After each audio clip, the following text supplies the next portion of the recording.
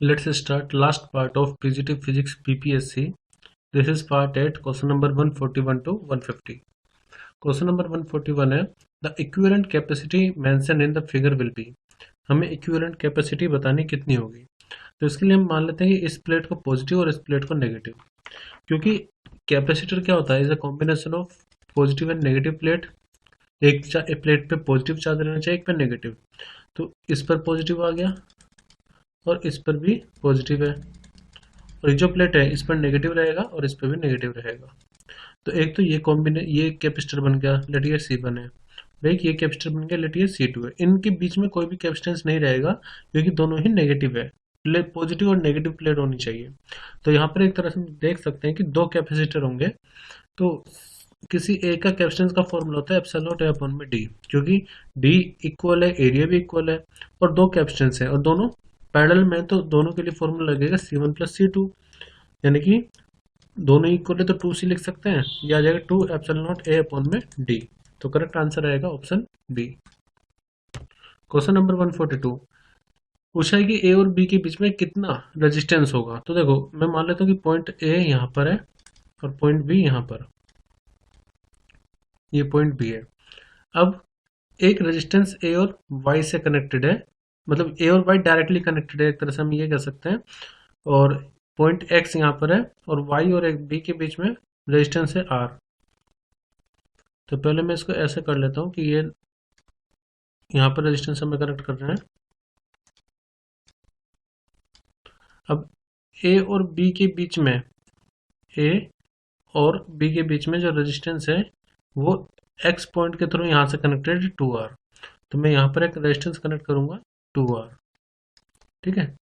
ये पॉइंट हो गया एक्स। अब एक्स और बी का कनेक्शन हो गया है। ए और बी के बीच में रेजिस्टेंस है आर, तो यहाँ पर लेट पॉइंट है वाई, तो वाई और एक्स के बीच में भी रेजिस्टेंस कनेक्टेड है। अब ये 2R हो गया, फिर एक्स और वाई के बीच में कितना है 2R, एक और होगा। तो यहाँ पर मैं इसको 2R ले रहा हूँ और एक रेजिस्टेंस फिर यहाँ पर कनेक्टेड है वाई और बी के बीच में। तो वाई यहाँ पर और बी वही एक्स वाला पॉइंट है, तो एक रेजिस्टेंस यहाँ पर कनेक्टेड कर देते हैं आर। तो एक तरह से तीन रेजिस्टेंस कनेक्टेड है पैरेलल में। तो इनका जो आर इक्विवेलेंट आएगा वो कितना होगा, 1/R1 plus 1/R2 plus 1/R3। तो तीनों को पैरेलल में हमें सोल्व करना है। अगर एलसीएम ले तो 2R आएगा। अब यहाँ पर कितना आएगा, 2 प्लस 1 प्लस 1, तो हो गया 2 2 4 अपॉन में 2R 1/R इक्विवेलेंट। अब इसका रेसिप्रोकल करना पड़ेगा, तो रेसिप्रोकल आएगा ये 2R अपॉन में 4 या फिर R अपॉन में 2। तो करेक्ट आंसर होगा ऑप्शन बी, R अपॉन में 2। तीनों ही पैरेलल में कनेक्टेड होंगे।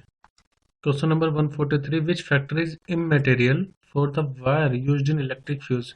मतलब इनमें से कौन सा ऐसा फैक्टर है जो कि इलेक्ट्रिक फ्यूज के तार से संबंधित नहीं है, या कह सकते हैं कि उसकी रिक्वायरमेंट नहीं होगी, इमैटेरियल होगा, जरूरत नहीं होगी उसकी। Length, radius, material.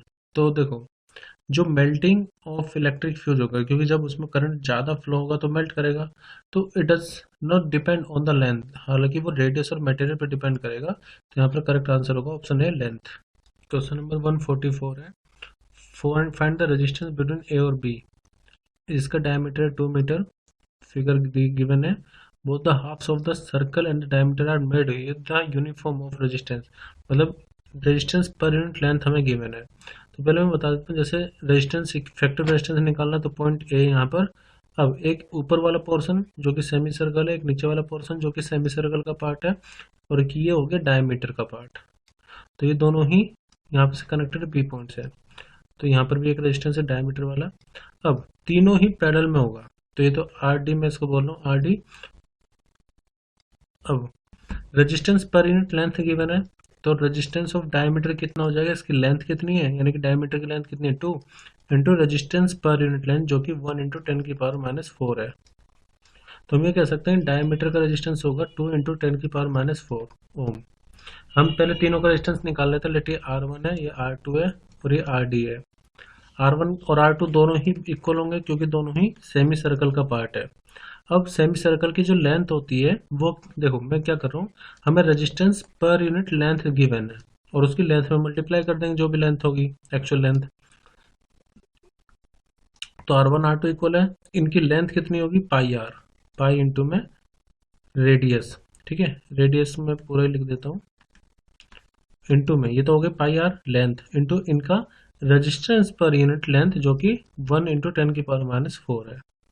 अब पाई इंटू रेडियस कितना, डायमीटर का आधा यानी कि 1 इंटू 10⁻⁴, तो R1 और R2 दोनों की वैल्यू कितनी आएगी, पाई इंटू 10⁻⁴। तो हमारे पास तीन रेजिस्टेंस है जिनकी वैल्यू है, एक तो पाई इंटू 10⁻⁴, इसकी भी पाई इंटू 10⁻⁴, और डायमीटर वाले की 2 इंटू 10⁻⁴। इन तीनों को पैरेलल में लगाना है, तो फॉर्मूला होता है आर इक्विवेलेंट को 1/r equivalent equal to 1/r1 plus 1/r2 plus 1/r3। अब 1/r1 और r2 तो इक्वल है, तो ये 1/पाई इंटू 10⁻⁴ प्लस 1/पाई इंटू 10⁻⁴ प्लस 1/ डायमीटर वाला रेजिस्टेंस कितना है, 2 इंटू 10⁻⁴। अब यहाँ से मैं कॉमन ले लेता हूँ 10⁻⁴, तो 1/10⁻⁴ आएगा कॉमन। ये क्योंकि सेम है तो इसको लिख सकते हैं 2/पाई प्लस 1/2। इसको आप ऐसे भी लिख सकते हैं 1/10⁻⁴, नीचे एलसीएम में आएगा 2 पाई और ये हो जाएगा 4 प्लस पाई। इसको रेसिप्रोकल करना है, आर इक्विवेलेंट आएगा 2 पाई इंटू में 10⁻⁴ अपॉन में पाई प्लस 4, तो पाई की वैल्यू होती है 3.14 और 3.14 में 4 ऐड करेंगे तो ये आएगा 7.14। अब इसको एग्जैक्टली सोल्व करने पर हमें मिलेगा 0.87, जिसको मैं 88 लिख रहा हूँ क्योंकि ऑप्शन में 88 गिवन है, 10⁻⁴ इंटू ओम। तो ऑप्शन सी यहाँ पर करेक्ट होगा, 0.88 इंटू 10⁻⁴ ओम। तो यहाँ पर आर इक्विवेलेंट आ जाएगा 0.88 इंटू 10⁻⁴। क्वेश्चन नंबर 145 में दो वायर हैं जिनके बीच का सेपरेशन हमें गिवन है 10 सेंटीमीटर और इनमें दोनों में ही इक्वल करंट फ्लो कर रहा है सेम डायरेक्शन में, I1 और I2 दोनों 10 एम्पियर है।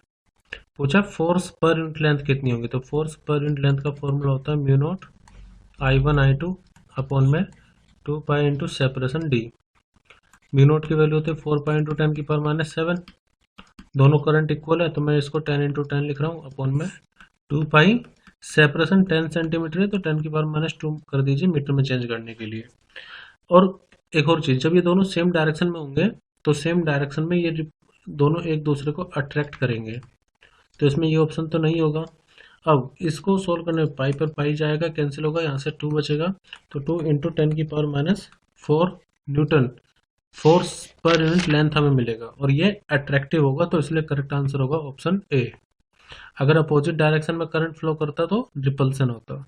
Question number 146, A motor generate 210 back EMF when applied voltage is 240 और करंट है 50 एम्पियर, तो पावर कितना होगा, तो power equal to E minus V into current, V I formula होता है।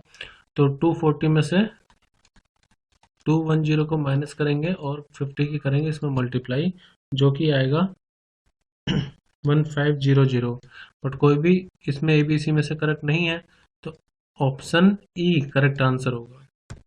क्वेश्चन नंबर 147 है, in series LCR the potential difference between the terminal of inductance is 60 volt. तो एलसीआर है सी और ये रेजिस्टेंस आर, तो इसके अक्रॉस वोल्टेज है VL 60, कैपेसिटेंस के अक्रॉस है VC 30 और रेजिस्टेंस के अक्रॉस है वोल्टेज VR 40। तो पूछा है कि सप्लाई वोल्टेज कितनी होगी, तो ऐसे में जो सप्लाई वोल्टेज होती है उसका फॉर्मूला होता है VL माइनस VC का होल स्क्वायर। आप VC माइनस VL भी लिख सकते हैं, बट VL ग्रेटर है तो मैं VL माइनस VC लिख रहा हूँ, इंटू में मतलब प्लस VR का स्क्वायर। तो VL माइनस VC मतलब 60 माइनस 30 का स्क्वायर प्लस में 40 का स्क्वायर, यह आ जाएगा 30 का स्क्वायर प्लस 40 का स्क्वायर। ठीक है, जब आप इसको सोल्व करेंगे तो यह आएगा 50 वोल्ट। वैसे भी 3 और 5 जब इस तरह से स्क्वायर में हो तो 5 आता है, तो 50 10 टाइम्स हो जाएगा उसका। क्वेश्चन नंबर 148 में कुछ एक्स्ट्रा चीज दे रखी है लेकिन क्वेश्चन उसके बिना ही सोल्व करेंगे। A transformer has efficiency 80%, it works at 4 kilowatt and 100 volt. If the secondary voltage is 240, तो करंट प्राइमरी में कितना होगा? तो हमें जो पावर गिवन है, इनपुट पावर गिवन है एक्चुअली 4 किलोवाट और इनपुट वोल्टेज है 100 वोल्ट, तो पावर इक्वल टू वी आई होता है। तो इनपुट करंट निकालना है, इनपुट मतलब प्राइमरी करंट, तो पावर इनपुट, वोल्टेज इनपुट और करंट इनपुट। अब पावर कितनी है? 4 किलो का मतलब 4000, वोल्टेज है 100, करंट हमें फाइंड करना है, तो 2 जीरो से 2 जीरो कैंसिल होगा, तो करंट की वैल्यू आएगी 40 एम्पियर।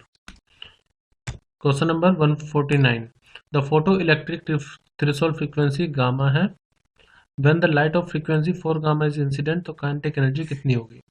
देखो, जब आप इंसिडेंट लाइट को यहाँ पर इंसिडेंट करवा रहे हो लाइट को, तो उसकी एनर्जी अगर एच न्यू है तो उसकी कुछ एनर्जी यूज हो जाती है वर्क फंक्शन में, जिसका फॉर्मूला होता है एच न्यू नोट, और कुछ चेंज हो जाती है काइनेटिक एनर्जी में। तो कंजर्वेशन ऑफ एनर्जी अगर हम अप्लाई करें तो इंसिडेंट एनर्जी इक्वल होगी kinetic energy plus work function के।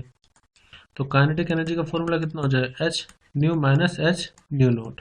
अब जो इंसिडेंट फ्रीक्वेंसी है वो है 4 गामा, तो 4 में से 1 माइनस करोगे तो बचेगा 3h गामा, तो काइनेटिक एनर्जी आएगी 3h gamma. Question number 150, electron and proton possess same kinetic energy, तो डी ब्रोगली वेवलेंथ के बारे में पूछा है। देखो, जब आपने फॉर्मूला पढ़ा होगा lambda equal to H upon P, kinetic energy होता है पी स्क्वायर अपॉन में 2m, तो अगर हम लैम्डा को काइनेटिक एनर्जी में रखें तो ये होगा √2m के। अब काइनेटिक एनर्जी सेम है, एच भी दोनों के लिए सेम होगा क्योंकि प्लैंक कांस्टेंट है, तो लैम्डा इनवर्सली डिपेंड कर रहा है मास ऑफ पार्टिकल पर।